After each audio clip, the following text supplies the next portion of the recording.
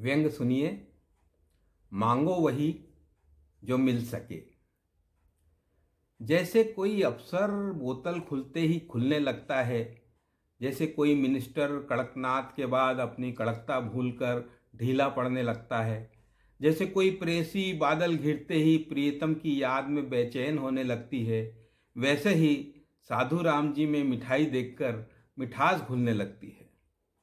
मीठा उनकी कमजोरी है, लेकिन महंगाई के इस दौर में संभव नहीं कि हर मेहमान के आगमन पर मोतीचूर के लड्डू या गुलाब जामुन की खुशबू से कोई मध्यम वर्गीय परिवार अपने घर के ड्राइंग रूम को महका सके और सत्कार कर सके।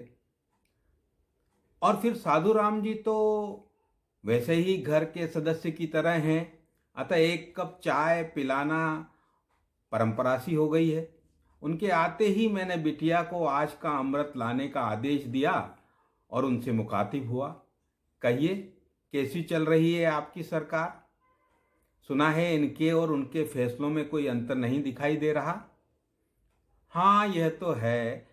न उनके पास कोई चमत्कारी छड़ी थी और न ही ये भी किसी पीसी सरकार के वंशज हैं कि जादू चला के महंगाई के दानव को कबूतर में बदल सकें। साधु राम जी ने पीड़ा व्यक्त की। तभी चाय बनकर आ गई। चुस्की लेते ही प्रश्न भरी नजरों से मुझे घूरने लगे। प्याली के साथ उनकी यह मुद्रा खबरिया चैनलों के किसी शातिर एंकर की तरह दिखाई दे रही थी।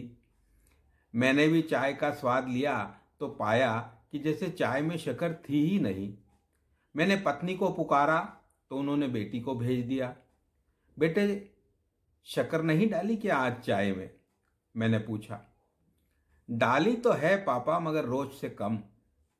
मम्मी कहती है अब ऐसी ही शक्कर वाली चाय पीना पड़ेगी। घर गृहस्थी के खर्च में कमी के लिए मम्मी ने कुछ नियम बनाए हैं। इतना कहकर वह भीतर चली गई। ओ हाँ, याद आया साधु राम जी कि वह क्या है कि बढ़ती महंगाई की वजह से हम आत्मानुशासन से घर का वित्तीय प्रबंधन कर रहे हैं। हमने सोचा है कि जो चीज़ें हमारी औकात से दूर हो रही हैं उनके खर्च पर लगाम लगा लें। सरकार का रुख भी कुछ ठीक नहीं दिखाई देता। मैंने संकोच भरी हकलाहट के साथ कहा। साधु राम जी अपने मुख को थोड़ा विकृत ज्यामिति रूप देते हुए बोले, लगता है राजनीति में फिर कुछ न कुछ घटेगा। महंगाई की मार वैसी ही बनी हुई है जैसे इस सरकार के आने के पहले थी। और अब ये शक्कर के दामों का किस्सा। शक्कर के कारण लोगों के दिलों में बढ़ती कड़वाहट का मूल्य कहीं सरकार को न चुकाना पड़ जाए। देश की राजनीति पर इसका गहरा असर पड़ सकता है। साधु राम जी के भीतर के नेता को चिंता सताने लगी। लेकिन हमें राजनीति से क्या? हमें तो शक्कर मिलनी चाहिए सस्ते दामों पर, बस। मैंने कहा तो उनका सत्ता समर्थित राजनीतिज्ञ जाग गया। क्या शक्कर का इस्तेमाल इतना जरूरी है तुम्हारे लिए? ऐसा लगा जैसे मधुमक्खी गुलाब पर अपनी मिठास की आवश्यकता के लिए प्रश्न चिन्ह लगा रही हो। हाँ, मिठास भी आवश्यक है मनुष्य के लिए। और अगर आप सोचते हैं कि खाने में हम मिठास को त्याग दें तो चलिए आप हमें अपनी व्यवस्था से, तंत्र से मीठा व्यवहार दिलवाइए। हम शक्कर का उपयोग छोड़ देंगे। जब हर तरफ कड़वाहट फैली हुई है तो वहां शक्कर के चंद दाने कौन सी मिठास घोल देंगे जीवन में? मैं तो कहता हूं आप घरेलू बाजार में शक्कर उपलब्ध ही मत कराओ, बल्कि समूची शक्कर को निर्यात करके कुछ हेलीकॉप्टर और तोपें खरीद लो। वक्त बेवक्त आपका और विपक्ष का समय संसद में कट जाया करेगा बहसों में। रक्तचाप ग्रसित मेरा चेहरा तमतमा उठा। तुम तो खामखा नाराज हो गए। मेरा मतलब यह थोड़े था। ये तो तात्कालिक स्थितियां हैं। कभी प्याज तो कभी तेल, कभी दूध तो कभी शक्कर महंगी सस्ती होती रहती है। जरा जीना सीखो। ये छोटे छोटे अभावों से क्यों प्रभावित होते हो? तुम तो महान देश के एक समझदार और सच्चे देशभक्त नागरिक हो। जरा उन अमर क्रांतिकारियों के बलिदान को याद करो जिन्होंने भारी अभावों और कष्टों के बीच देश को आजाद कराया। और आज भी तुम एक नई आजादी के दौर से गुजर रहे हो। साधु राम जी का राजनीतिक शब्दों में निरंतर शक्कर घोल रहा था। और हम तुम्हें क्या नहीं दे रहे? थोड़ा सा इंतजार तो करो, इतना अधीर भी मत बनो।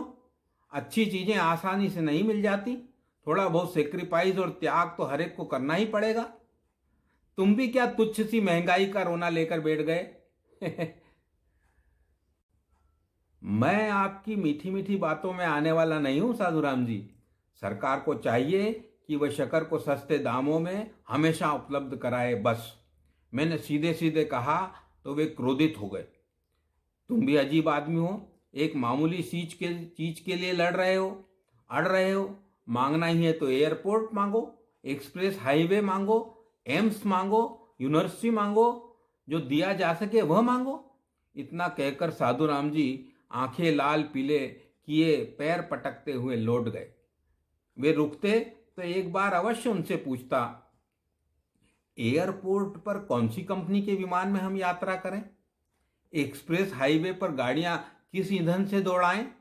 एम्स ही क्या, अन्य चिकित्सालयों में डॉक्टरों की भर्ती कब पूरी हो जाएगी? नई यूनिवर्सिटियों से पहले पुराने स्कूल कॉलेजों में शिक्षकों की संख्या और गुणवत्ता पर क्या कहना है? मन ही मन में सोचने लगा, शायद साधुराम जी ठीक ही कह रहे थे। अब सस्ते तेल, शक्कर, पेट्रोल, डीजल, गैस जैसी मामूली चीजों के लिए सरकार को परेशान करने की बजाय मंगल ग्रह पर नई कॉलोनी के विकास और उस पर अपने लिए एक फ्लैट के आवंटन की गुजारिश करना ही शायद ठीक रहेगा। क्या कहते हैं आप? धन्यवाद।